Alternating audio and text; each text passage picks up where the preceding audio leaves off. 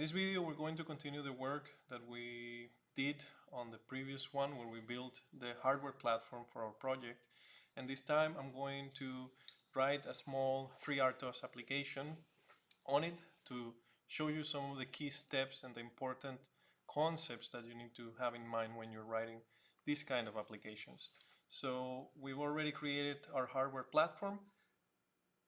If you want to know the details, the gory details of all that process, you can go to the previous video and see how that works.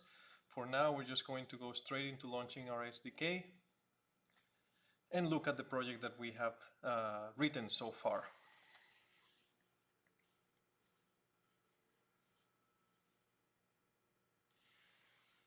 So in the end of the previous video, we had created a project and we had found the definitions for our device IDs looking at the xparameters.h or xparameters header file, where we could see the definitions of our devices and many more.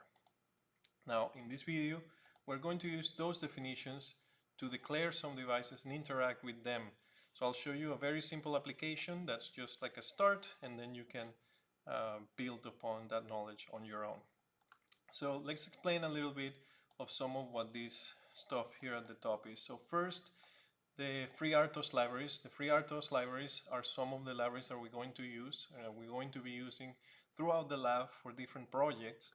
And usually we need, basically we need the FreeRTOS and the task library. And the queue library we need if we're going to be implementing queues. However, it's not completely necessary, but we'll include it anyways. Then we have some important side links libraries that come, for example, the GPIO. We already saw the xparameters.h header file. We also saw, well, we didn't see the xGPIO, but this library allows us to interact with the xGPIO pins, some other utility functions that we have into these two libraries, and the printf, which allows us to print stuff to the console without causing too much trouble with the other peripherals. Then we have some miscellaneous libraries. In this case, we're using Boolean values, stdio, stdleave, and some other libraries that we're not going to be using in this project, but they're just there just in case. As I said before, if you press Ctrl and click on any of these, you can see you'll be transported to that file, and you can see all the functions and definitions that are available in each one of them, so that you can actually interact with or do the best use of all of this. So for now, I have defined my devices, and I have defined the channels that I got from the Vivado definition. So here are some other macros. That's in this case defining the value for the physical buttons in the board, and some keypad and some delays here that really, let's actually define, let's change this one. Instead of command delay, I want to going to call it debounce delay.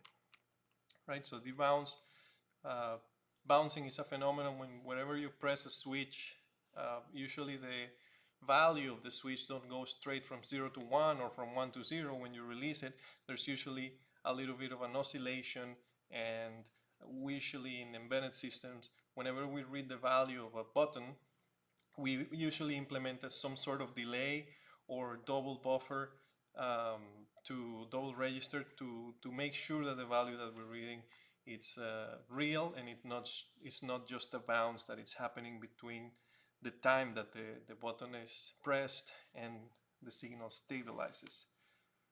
So the first thing that we need to do after we have all of our definitions of our macros and our devices is, well, we can start actually declare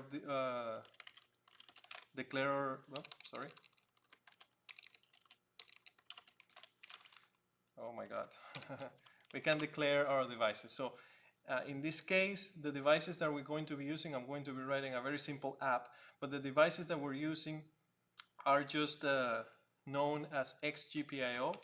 So xGPIO like that, and we're going to go with, this is a type that is declared, that it comes with the Xilinx libraries, and we're going to declare an xGPIO, we're going to declare RGB inst, and we're going to declare button inst, and this will give us access through the XGPIO type to different functions that we can execute. For example, remember if we press Ctrl and we click on it, oh sorry, here we can see where it's defined, and we can double click on it and we can see this type, and we can see some of the functions that we can use, some of the utilities that we have at our disposal. But like I said before, you can look into that on your own, because otherwise this video would be way too long. So the next thing that we're going to do is to declare our task. So we're going to declare our task, and to declare our task is basically we go, it's a static void function because it doesn't have a return value, and I'm going to call it RGB task, and this returns a void pointer that it's usually called void parameters. So this will be our prototype function for our task. This is using kind of the FreeRTOS naming convention that all tasks you start with a lowercase b followed by camel case way of writing the name of the function, but that's not strictly how it has to be done. So in this case I'm going to go and declare my main function, and it returns nothing, and we're going to go ahead. I just want to move this a little bit ahead here so we can have a better look. Just do it that way. So we have our main function. Here is where we're going to declare the tasks, and we are going to run the scheduler for FreeRTOS. But the first thing that we need to do before doing any of that, even before declaring our functions, is we need to initialize the values, or initialize the devices that we're going to be using. So let's initialize, let's do it like this.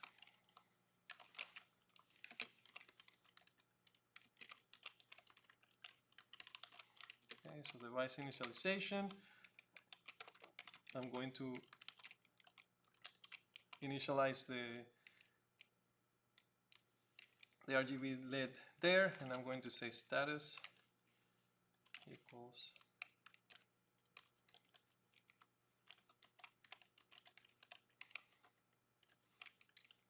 and now we have to pass the reference of our device that we are initializing. This process will be the same for any XGPIO device.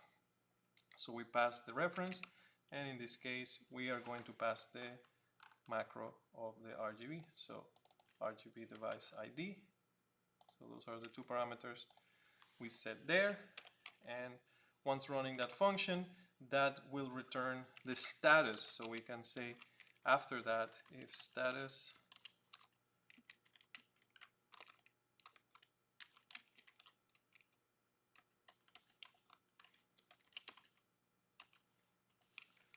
if status equals success, in this case, sorry, if it's not success, we are going to print,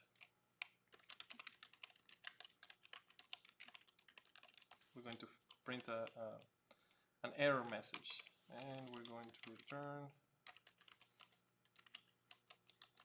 So all of these are predefined macros that the Xilinx library provides.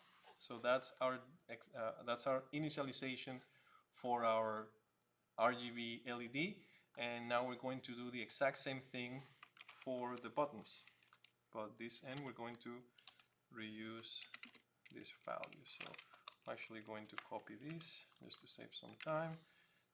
Instead of doing the RGB instance, it's going to be the buttons instance, and here will be BTNS, I believe. Let me see. Yeah, button device ID. It's button device ID. So there's without the S. should be fine. Oh, maybe it's also button instance. Oh, sorry, I made the XGPIO. Yeah, and same here. XGPIO underscore initialize. So this is our function, and then we're going to do basically the same pattern here, but in this case buttons initialization failed. So what's going on here? I forgot to close my if statement. So let's close that there.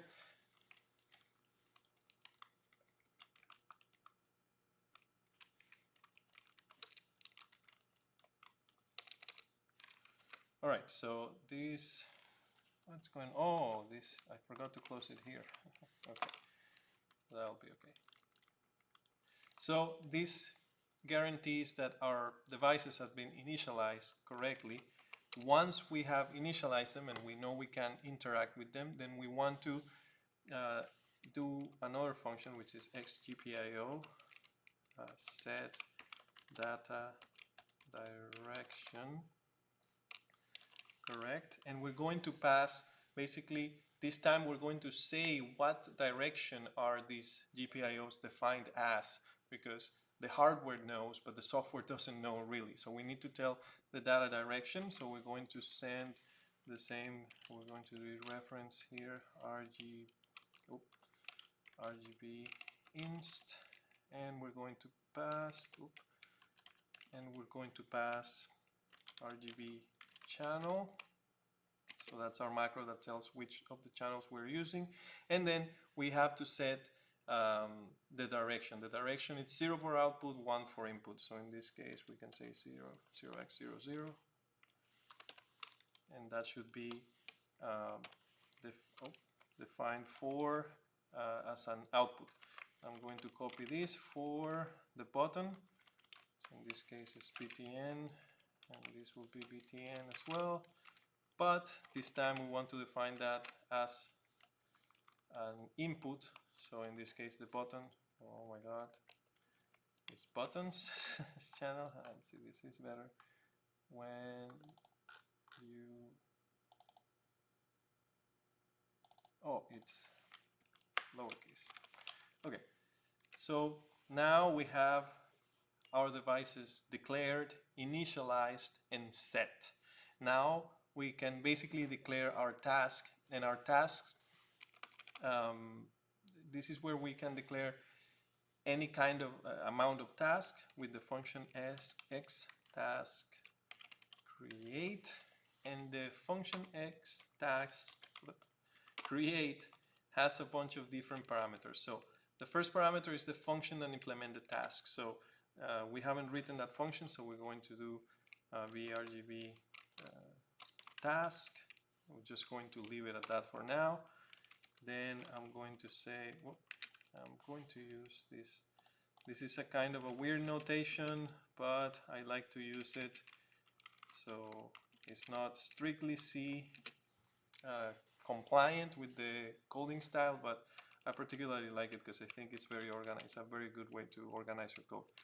So this, so the first parameter that we pass is the function that implements the task. The second parameter of the task creation will be a task handle, basically a text name that we can use for debugging. The third parameter will be the stack allocation, how much memory we're going to allocate to this stack. So in this case, we can pass a macro that exists, config. I just can have to look for this because I don't remember off the top of my head. It's okay, minimal stack size, and that will be the stack definition. Then we can pass the task parameter. So when we create a task, we can pass a certain parameter for initialization or for configuration of the task, but for this example we're just going to leave it as null because it's a very simple task. And then we're going to give a task a priority. In this case we're just going to use the idle priority and leave it at that. And last but not least, we can pass another handle to that we get out of the xtask create function, but we don't really use that in the course, so we're just going to leave it as null for now. So now that we have created our task with all of its parameters, we only have one thing left to do, which is starting the scheduler. But before we do that, in this case, I like to add a print statement that says something like app is ready. Just a little bit of feedback for the user so that you know what's going on. Then we're going to start scheduler, and this we don't pass any parameters. It's just a straight up FreeRTOS function. And after this, we can leave our code like this. However, it's kind of a tradition to do an infinite loop after. Because remember that after the scheduler has started, we should never be able to reach this code. The code should never be able to reach that. And then since our function it's an int, it will return a 0 in this case. Whoops. And my spelling is not very good today.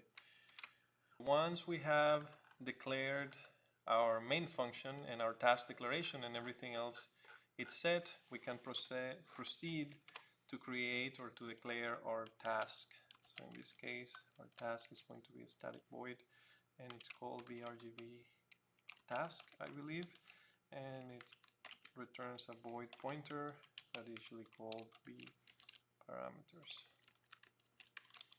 This is, like I said before, it's some FreeRTOS kind of suggested notation. So inside our task, we're going to do a couple things. The main thing that we want to do is that we want to do an infinite loop. That's the first thing. We want to do an infinite loop. We also, before entering the infinite loop, we want to declare any variables or any values that we might want to use. So here we're going to declare an unsigned int, and I'm going to call it button val, and I'm going to give it an initial value of 0, and it's unsigned.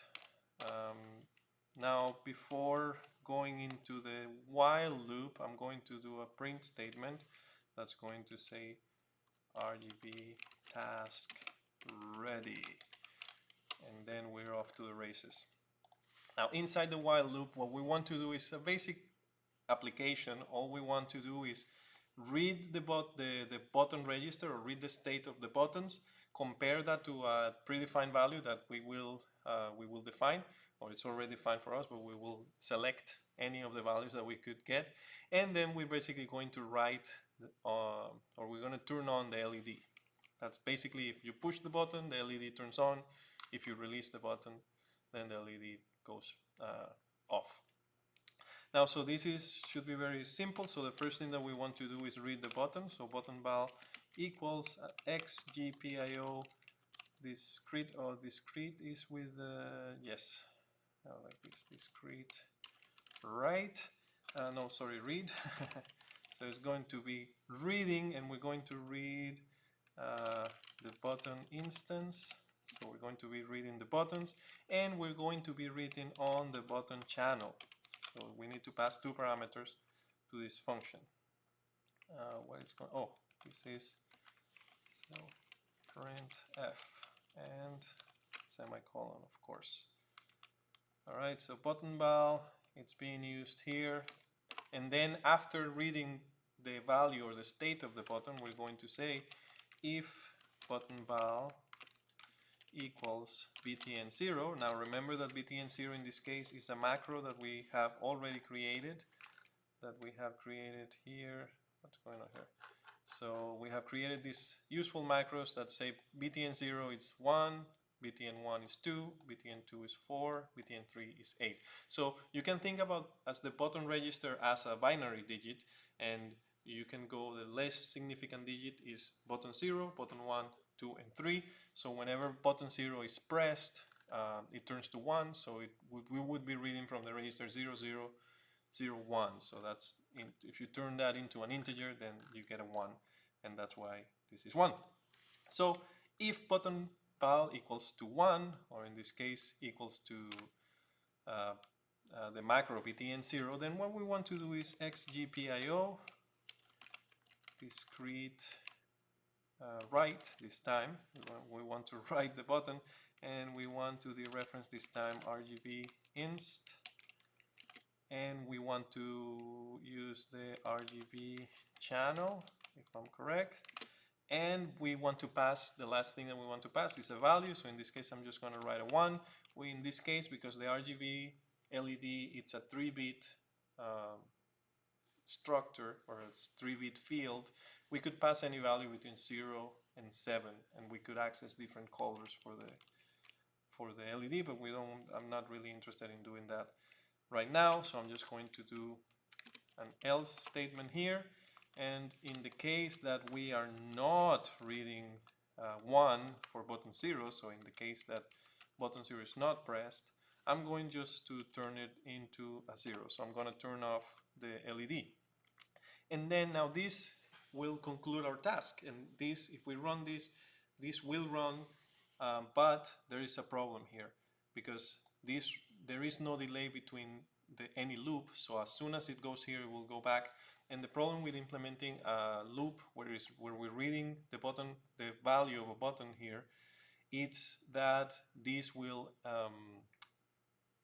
be affected by the bounce of the button. So whenever you press a button, I've said it before, there is some bouncing, there is some oscillation between 0 and 1 of the values, and this could be affect negatively your application. So what we usually want to do is add a delay, and in this case we can use btask delay, and we are going to do pd this macro, which is very useful, milliseconds to ticks, and we're going to pass a macro that I believe I defined here.